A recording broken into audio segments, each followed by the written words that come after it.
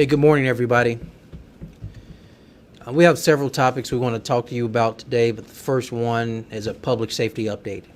A year ago, we put in place a public safety task force, if you can recall, to gather input from the public and make recommendations to a reimagined public safety in Birmingham and in our community. Those recommendations included a full review as well as revisions of policies and procedures within the police department. If you can recall last year, this came at a time when the nation was confronting the deaths of George Floyd in Minneapolis and Breonna Taylor in Louisville.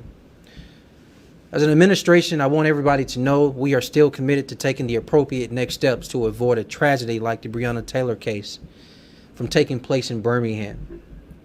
And so today I am pleased to announce new rules and regulations surrounding search warrants for Birmingham police. This new process protects citizens and it protects police. So essentially, it centralizes all search warrants and creates a process to ensure those who secure the warrant also provide the valuable input for those who serve the warrant. It also requires a risk assessment to be completed before serving an actual search warrant. And it disallows devices such as flashbangs by police unless the risk assessment specifies their use or extreme circumstances call for their use. Now, the revised rules and regulations clearly state that the Birmingham Police Department does not authorize no-knock search warrants, and all reasonable efforts will be made to knock and announce intentions before actually entering a property. I'm confident that this is the right next step. And I want to thank Chief Smith and those who advise him, including faith leaders such as Pastor Beavers here. I also want to thank Brandon Johnson, who leads the Office of Peace and Policy, for their continued work on these matters. I want everybody to understand that this is not the only step. We look forward to sharing additional efforts in the weeks to come around reimagining public safety in our community. Before we talk about our next topic, I think it's appropriate to allow Chief Smith as well as Pastor Beavers to share a few words about this topic just mentioned. Chief Smith. Thank you and good morning.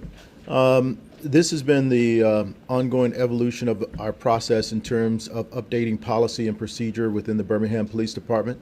Some of it is just simply stating the obvious, stating some of the things that we already have in place, making sure that we're providing safety for the community, but also codifying things that should be the norm in law enforcement. And so we're going to continue to work to reevaluate all of our policy, reevaluate everything that we do to make sure that we are implementing best practices in law enforcement and keeping the community safe while making sure that our officers are safe in the deliverance of search warrants. Thank you. Thank you, Chief. Go ahead, sir. Thank you, everybody. I'm Thomas Beavers, servant leader, senior pastor of the Star Church, Birmingham, Alabama. I've had the wonderful opportunity, along with other faith leaders in the community, representing all different parts of Birmingham, Alabama, Dr. Matthew Johnson, Dr. A.B. Sutton, Dr. Timothy Woods, and Dr. Kurt Clark, various churches in Birmingham, Alabama, to have a series of meetings with the police chief, perhaps over the past 6 to 7 months, to meet concerning police reform. We have discovered that if change is going to take place, it is absolutely important that it starts in Birmingham, Alabama. It's absolutely important that it starts in Birmingham, Alabama, because Birmingham has a very, very rich history, and we understand that the world is watching. Therefore, as a consequence, we understand the power and the historical capital that we have in Birmingham, Alabama, in order to bring change, especially to police reform.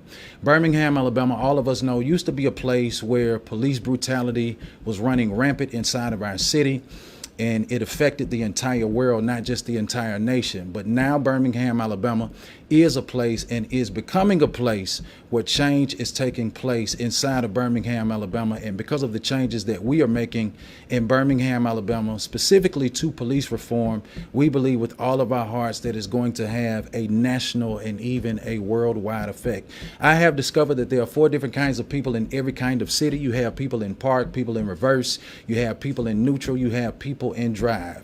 Whenever you find somebody in park, they don't want to move forward, they don't want to move backwards. They're stuck in the same place because they're arrogant enough to think that they've already arrived. Whenever you have somebody in reverse, they only want to go backwards and go back to the good old days. Whenever you have somebody in neutral, they're liable to move forwards or backwards, but it's contingent upon an outside force. But whenever you have somebody in drive, they move forward by any means necessary. We are assembled here today because our city is in drive, specifically pertaining to no-knock warrants. The group of pastors that we have been meeting with got together with the police chief, and we specifically hammered on a couple of issues, but we're grateful today to say that one of these issues in Birmingham, Alabama has been resolved, and that is the issue of not authorizing no-knock warrants. So thank you so much to our mayor. Thank you so much to our chief. Thank you so much to all of the pastors that have been doing this work collectively together. Thank you, Pastor Beavers. Thank you to all the faith leaders that have been active, holding this administration accountable, but also being partners, communicating in an open space, and encouraging us, not just praying with us, but offering solutions. So, genuinely, thank you. I also want to thank Chief Smith for being open and receptive to the faith leaders in our community, as well as other community partners around this topic of warrants. Thank you for your leadership, Chief.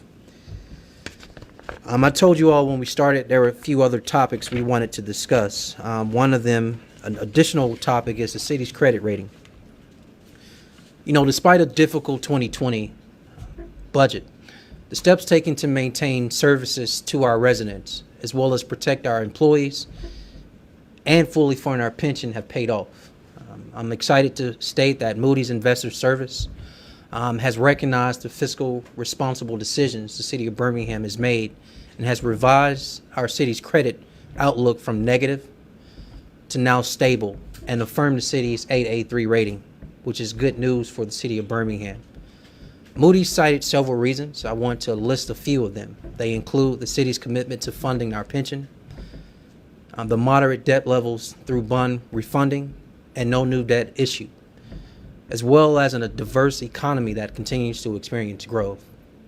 And so I think it's important to recognize this administration's partnership with the council in supporting the steps needed, as well as I want to thank our senior financial advisor, Lester Smith, who's present, as well as Director of Finance, Aaron Sexton, and the entire finance team for their leadership in creating a budget that supports our priorities of neighborhood revitalization, while also taking the necessary steps to keep our finances strong. Before we go to the next topic, I want to bring Lester Smith up because when he became the director of our finance department, this was a priority related to having a stable outlook on the city's finances and being fiscally responsible and a good steward of taxpayers' dollars. Lester. Thank you, Mayor, and good morning. This is really it's amazing, and the credit rating agencies even expressed that in so much that the improvement the city of Birmingham has made in the last 30 months from the time it received its credit downgrade in April of 2019. At that point in time, think about your own individual credit. Not only do you have a credit score, but imagine if tied to that credit score there was an outlook that when you went in to buy a car or anything, it not only told the individual you were purchasing the item from what your credit score was, but it told you what your credit score may be in the near term, 6 to 24 months. When Moody's came in April and dropped our credit rating, the other thing they did is they gave us that negative outlook. And what that meant was if the Birmingham did not make decisive action within a short period of time, they were going to drop us. So if you think about it, currently right now, the city of Birmingham is at a high grade. The drop would have put us at an upper medium. What that means is, you can think about it this way: if you go in to buy a car, many people know, the first question they ask is, what do you want your payment to be? If you pay more in interest, then that translates to you get to purchase less of a vehicle. The credit rating of the city of Birmingham is instrumental because if it loses its credit rating, there's more money shifted from any bond issuance we have from actually purchasing fire trucks, ALS units, police vehicles, refuse trucks, to all of a sudden we're paying more in interest. So the turnaround that the city of Birmingham under Mayor Woodfin's leadership in the last 30 months is just something that's amazing. One of the things that the mayor's already alluded to is that they mentioned the pension. This pension has not been funded at its required level since 2003. Think about that. The current unfunded liability at this point in time stands at $400 million. So the city has come in through recently passed legislation that it'll be able to pay off that unfunded liability over a 30-year period. The other thing that Moody's noted was the austere budget that was issued out in 2021. They said that what that showed is it showed the city's commitment to its fiscal responsibility even in the light of a pandemic. So we are very proud to have this report from Moody's. Congratulations to the mayor and his administration for everything that they've done to ensure that this happened. Thank you. Thank you, Leslie. Lester's being modest. It's really, really, really great work and some tough decision making that got us to this point. I have a few more notes, and the next one is on emergency rental assistance. I think it's important to give some stats around this topic because it's important that we communicate to our citizens resources available to them if they need help around their rent or around payment for their utilities. Now, this update through the Federal CARES Act, I want to remind everybody that the city received $6 million in rental assistance. There have been nearly 4,000 engagements by individuals for this program. Of those applications, 1,500 began an actual application but have not completed it at this time. In addition to that, nearly 1,300 withdrew their application because they either didn't qualify or did not live in our city limits. More than 700 applicants are in the process of review or providing additional information. And more than 130 have been paid out for a total of nearly $617,000. But I want everybody to remember something. This money goes to the landlord or the utility company on behalf of the person who was behind in payments due to COVID. As we continue to encourage people to sign up for the rental assistance, our team will continue to monitor any roadblocks for a successful application. But I think it's important to acknowledge the challenge. A key challenge across the country, not just in Birmingham, is the paperwork required by the federal government. Already, the federal government has made changes to make the process easier, and I'm excited about that. And so if you'd like to sign up, please go to birminghamal.gov/rent-help. Again, that's birminghamal.gov/rent-help. But you can also get information by dialing a number. I'm going to repeat that number twice. It's 1-844-287-1250. Again, that's 1-844-287-1250 to sign up or ask any questions related to if you need assistance because you are behind on your rent in our city limits or you're behind on your utilities in the city limits of Birmingham. With that, I want to bring Chris Hatcher up if he wants to provide any additional information related to this topic because we need to get this information out there. Yes, sir. Good morning, and thank you, Mayor. I just really and truly want to put at ease some misnomers of what I'm hearing on the streets about the rental assistance program.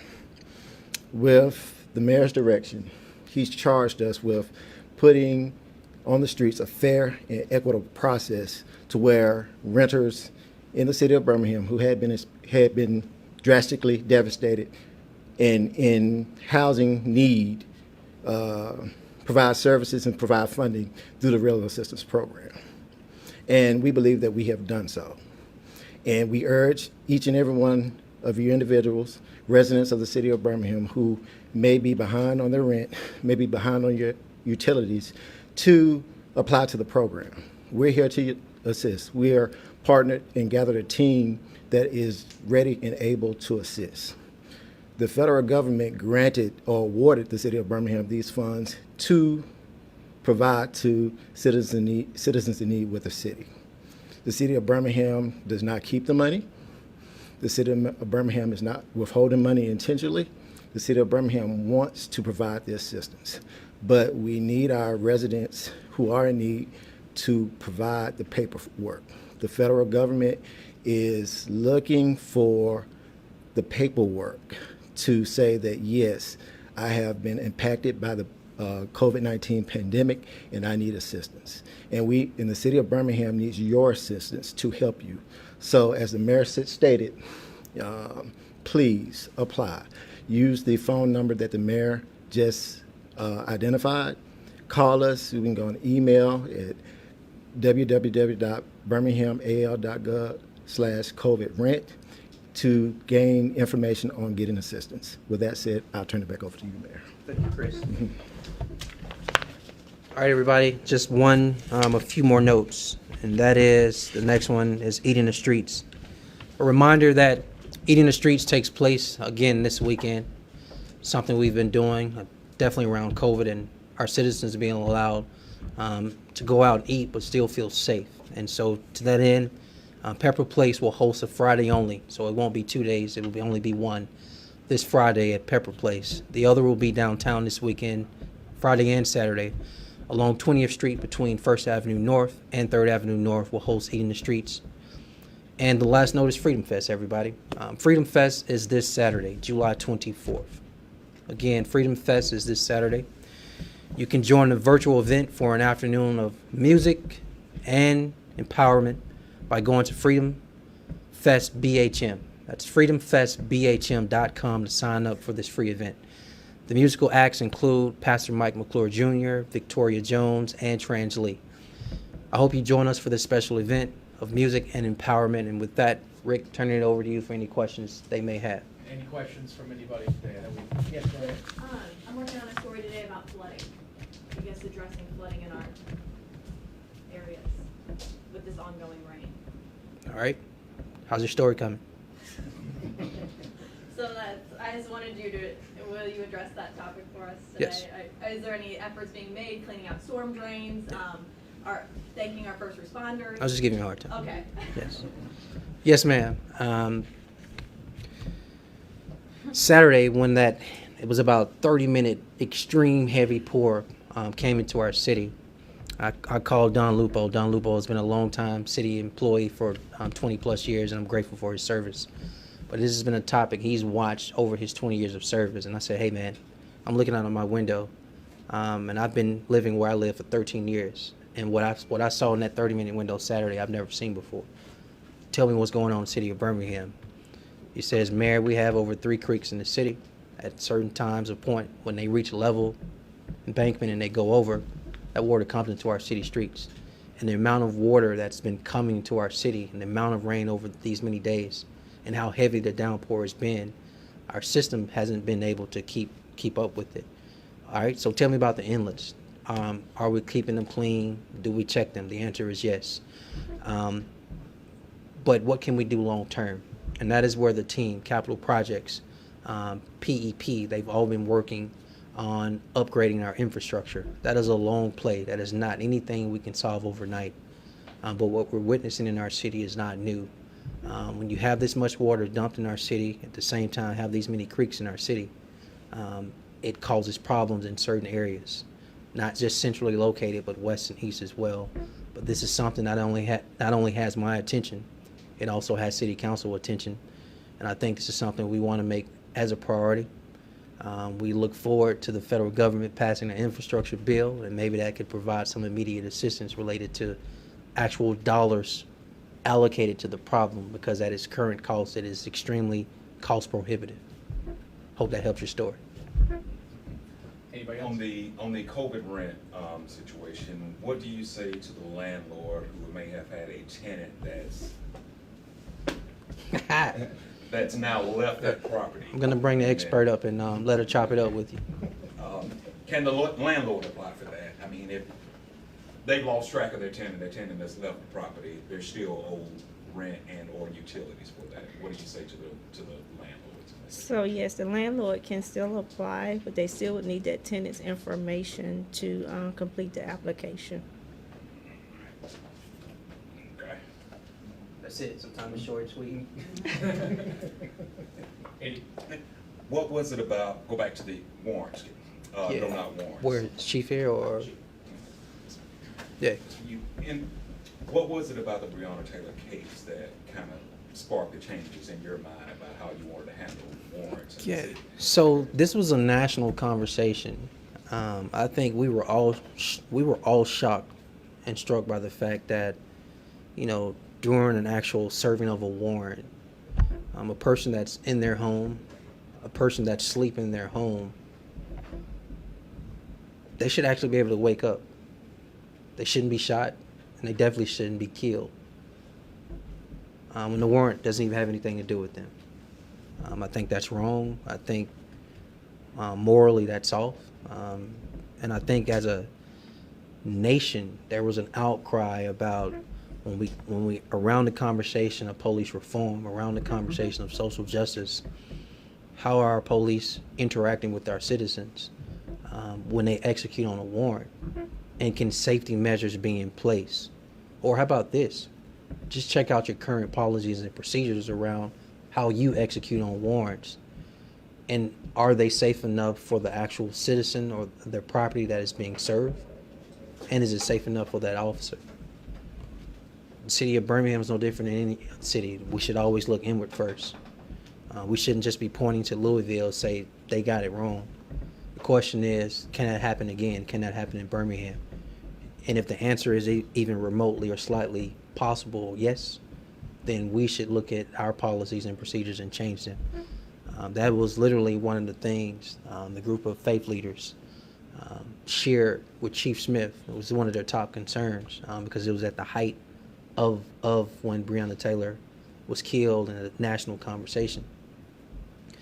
Unfortunately, policies and procedures don't always move fast as we want them to, but it does move. And related to changing our policies and procedures that keep citizens safe and keep the officers safe, I think what is here does that. Chief Smith still here? Can he Yeah. answer that question as well? I'm sorry, can you repeat the question? Just what was it about the Breonna Taylor case that you felt changes needed to be made on how your officers conduct warrants? Or You know, quite frankly, it was just making sure that we were following the best practices in law enforcement. But more importantly, where's Pastor Beavers? I would like to call him up because, to be honest with you, these two pastors, they came to my conference room hot and heavy, and we actually sat down and had very long conversations over a period of several months, making sure that we had the right policy in place. But then I also went to the other side, making sure that the officers who were involved, who were implementing the policy, who were doing the search warrants, who were out there on the streets, also that they had something that they could work with, and that it represented what we could possibly do to protect the community and also protect the officers in implementing the appropriate warrant at the appropriate time with the appropriate policy in place. But I honestly give the credit here to the pastors being there and the driving force behind the community engagement and what we do. what do you need the officers to do differently now to obtain a warrant that they didn't have to do before? What's the change? Well, you know, the change for us is, fortunately, we have not had the issues or problem here in Birmingham that has surfaced in some areas. However, we want to make sure that we are addressing it on the front end and making sure that we have the appropriate policy in place as a preventative measure. The other part is there were certain things that were a part of procedure but were not codified in writing. And so that was the most important part, codifying what we do, having it in writing with thorough explanations behind it, and letting the officers know exactly what we were doing. All right. That's it for me. Just, yes, please. Thank you. My question is just about the rental insurance, so it can, or rental emergency. I'm sure there's a threshold. It sounds like a huge number of applications were withdrawn because people didn't live in the city limits. And then, of course, people didn't finish them. So if there's a federal government threshold you have to reach, at what point do you have to reach that, and how much is there left to get there? Okay. There is a federal threshold that we do have to reach, and that threshold is we have to expend all of ERA 1. There are two allocations of emergency rental assistance, ERA 1 and ERA 2 by Treasury. We have to expend all our ERA 1 dollars by September 30th of 2022. So we believe that we have the process in place that we're going to do that. ERA 2, although a similar program, there are some unique differences in the guidance of the programs. There are some allowances that we can pay for out of ERA 2 that we can't pay out of ERA 1. So it is a balancing process of, you know, what can we pay out of ERA 1? What do we pay out of ERA 2? ERA 2, I believe the deadline for that expenditure goes out to 2025. So we are concentrating and prioritizing spending out of ERA 1 before we really fully start spending our ERA 2 allocation. That's the last question, young man. And young man. Okay. We appreciate everybody.